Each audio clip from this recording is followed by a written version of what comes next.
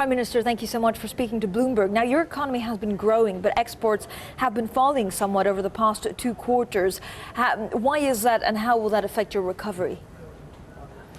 It will not really affect our recovery because our recovery is so strong, and it's also partly now stimulated by domestic demand, increased private consumption. And we have now an unemployment rate of around 3.5% and economic growth about 3%. So that's quite good, and it's also a strong growth in the non-oil part of the Norwegian economy. How concerned are you, though, that the strength of the kroner will continue and that will hurt your exports in the future even more? We have adopted an inflation target. We have an independent national bank, and it's their responsibility to conduct and to implement our monetary policies, where they have to look at the inflation but also set the interest rates so we have a stable development in the Norwegian economy. And as part of their decision making when it comes to setting the interest rate, they will also consider the currency rate and the Norwegian kroner. Prime Minister, of course, the big question today is also who will take the head of the IMF. How important is it that it's a European? Of course, the emerging markets want their turn and want one of theirs to head the IMF. But the work of the IMF in Europe is so important. Do we need a European at the helm? And is Christine Lagarde the right woman for the job? We believe that the new Director General of the IMF should be picked or decided on just by merits, not on geography or where the person comes from. So for us it's not important that it is a person from Europe, but at the same time we regard Christine Lagarde as a very competent candidate, and we have a very positive approach to her candidature. So I believe that she is very competent, well qualified, and I also had the privilege of working together with her in the advisory group on climate finance, which I co-chaired and where she was a member. Our final decision, however, we will make after the nomination process within the IMF is finished and all the candidates are presented by the 10th of June.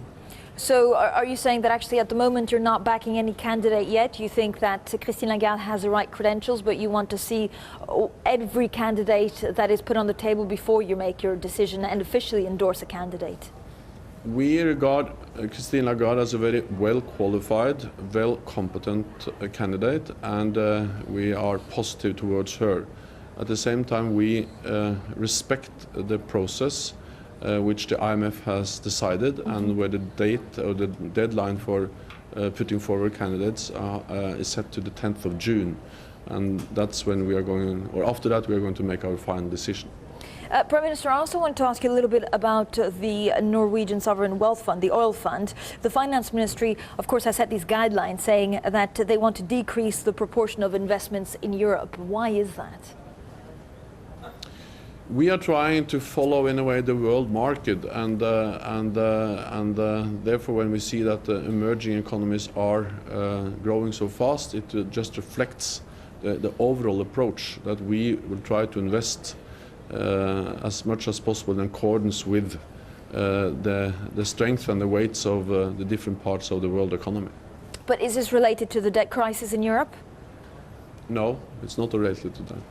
And in terms of what the fund would be buying, is there any direct order to stay away from European bonds, because at the moment we're not sure what's happening with them?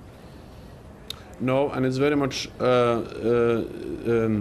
it's not the government and it's not the National Assembly that decides on specific investments. We just adopt the guidelines. They are completely transparent, open, available for everyone. And then it is up to the National Bank, which implements the guidelines to make the different investments decisions. And Prime Minister, the fund actually increased its holding in the PIGS country last year, but since then, of course, the debt troubles in Europe have just gotten worse and worse. What do you make of their decision? I will not comment on the specific investments because it's not on the table of the government, and actually it's we just decide the guidelines, and they are available and transparent for everyone, and then the fund is managed by the pension fund. I also wanted to get just your view on the price of oil. How sustainable, for example, is $110 per barrel? Is the economic recovery sustainable with an oil price at that level? It is extremely to predict anything certain about the oil price. I think we have tried to predict it for so many times, and we have proven very many times that it's hard to say anything certain about the oil price into the future.